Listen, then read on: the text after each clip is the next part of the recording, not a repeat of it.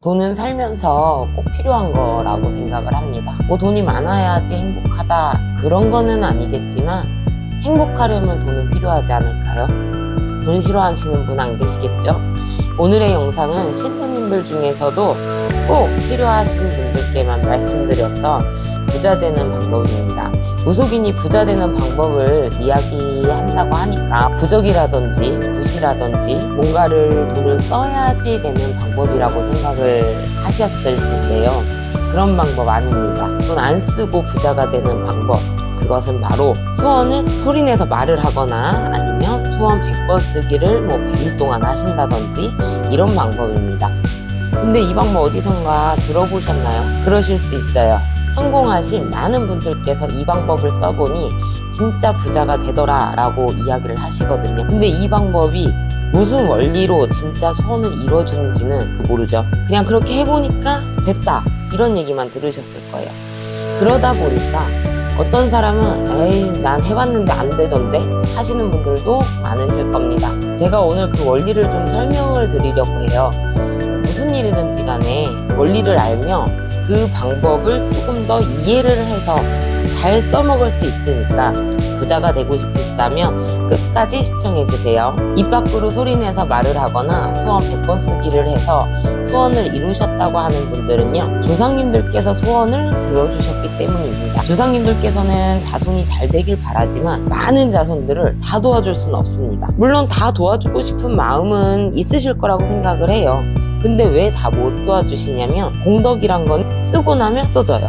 예를 들어서 부모님이 돈을 1000만 원을 들고 계신데 자식 2명이 부모님께 도와달라고 얘기를 했어요. 그러면 자식 2명에게 500만 원씩 줘서 니네 하고 싶은 거 해라 라고 할 수 있지만 요즘에 500만 원으로 가게 차리는 게 쉽지 않죠. 그러면 1000만 원으로 한 명한테 먼저 빌려주는 거예요. 근데 부모님 입장에서는 누구한테 먼저 빌려줄지 선택을 하셔야 돼요. 확실한 계획과 포기하지 않는 끈기를 보여주셔야 합니다. 그래야 선택받을 확률이 높습니다. 물론 그냥 이뻐하는 자식한테 해주실 수도 있고요. 아니면 그냥 아픈 손가락인 자식한테 돈을 빌려주실 수도 있어요. 근데 이거는 조상님도 마찬가지입니다. 그러면은 조상님께 제가 이쁨을 받는지 안 받는지는 알 수가 없잖아요. 그러면 내가 이렇게 성실한 사람이에요. 제가 이번에 진짜 성공을 할 거예요. 그걸 조상님들께 어떻게 얘기를 드릴 수 있을까요? 방법이 바로 매일 소원을 이야기하거나 소원 100번을 100일이라든지 20번을 100일 동안 쓴다든지 이렇게 긴 시간 내가 그 소원을 절실하다고 보여주시는 거예요. 그러면 이걸 어떻게 말씀드려야 할까요? 계획에는 내가 그 돈을 꼭 빌려야 하는 이유와 기관과 목표가 필요하죠. 내가 돈을 빌릴 때 내가 장사를 하겠다. 그러면 장사를 하고 싶습니다. 내가 1년만 이 돈을 쓰고 1년 뒤에 이 돈을 갚겠습니다. 이런 계획을 얘기를 하겠죠.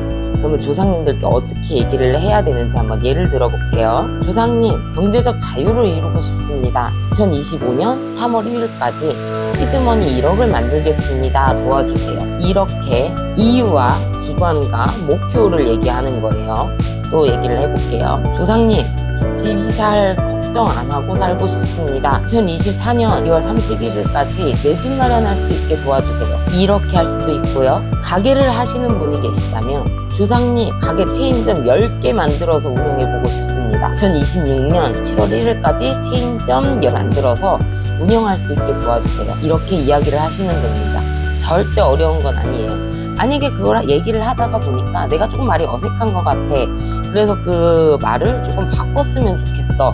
이렇게 생각하실 수 있잖아요. 근데 그걸 바꿨다 그래서 다시 처음부터 하실 필요는 없어요. 그날이 다시 1일이 돼서 하실 필요는 없다는 얘기예요. 그리고 이렇게 거창한 꿈이 아니더라도 한 달에 저축 200만 원씩 하고 살고 싶습니다 라든지 한 달에 300만 원씩 벌고 싶다든지 이렇게 이야기를 하셔도 됩니다. 대신 처음에 얘기 드렸던 이유와 기관과 목표가 필요하겠죠. 이 행동을 꾸준히 하시면 확실한 계획과 끈기를 조상님께 보여주실 수가 있습니다. 다만 말로만 한다고 이루어지는 건 아니에요.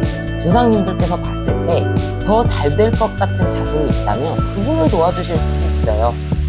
근데 이게 말로만 하고 행동을 안 한다면 아예 안 도와주실 수도 있습니다. 예를 들어서요, 좀 극단적으로 예를 들어볼게요. 로또 당첨되게 해주세요 라고 했는데 로또는 안 사. 로또를 사야 당첨되게 해주실 거 아니에요.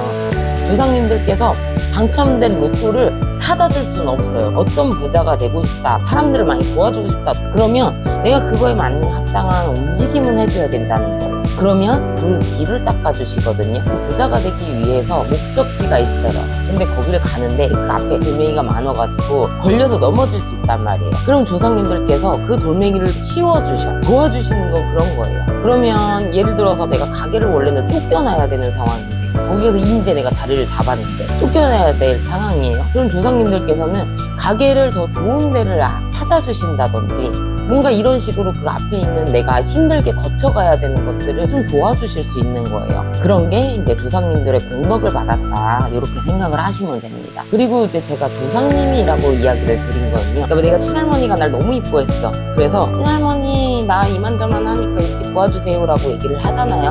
그러면 그 한 분만 나를 도와주시게 될 거예요. 그렇게 되면 나를 도와주실 수 있는 어떤 다른 분들께서 굳이 나를 안 도와줘도 되는 이유를 만들 수도 있어요. 그렇기 때문에 어떤 한 분을 딱 지칭하기보다는 조상님이라는 얘기를 하든지 조상님이라는 단어를 빼고 그냥 소원의 내용만 이야기하시는 거예요. 이 방법을 쓰시면서 절대 하시면 안 되는 말이 있습니다. 우리 조상님들은 나 안 도와주시고 뭐 하나 몰라, 자손 안 도와주고 뭐 하나 몰라, 이렇게 조상님들을 나쁘게 이야기하는 건 하시면 안 돼요. 도와달라고 얘기해놓고 욕하면 어떤 분이라도 도와드리고 싶지 않을 거예요. 이거는 왜 하면 안 되는지 뭐 더 따로 자세히 설명드리지 않아도 아시겠죠? 제가 알려드린 방법은 돈이 들어가는 것도 아니니까 한번 시도해보세요. 그리고 이 영상을 보신 모든 분들께서 굿하지 않고도 조상님께 도움을 받아서 소원을 이루는 기적을 경험하시길 바랍니다. 오늘의 영상 도움이 되셨다면 구독, 좋아요, 알림 설정 부탁드립니다. 만인에게 도움드리는 제자가 되도록 노력하겠습니다.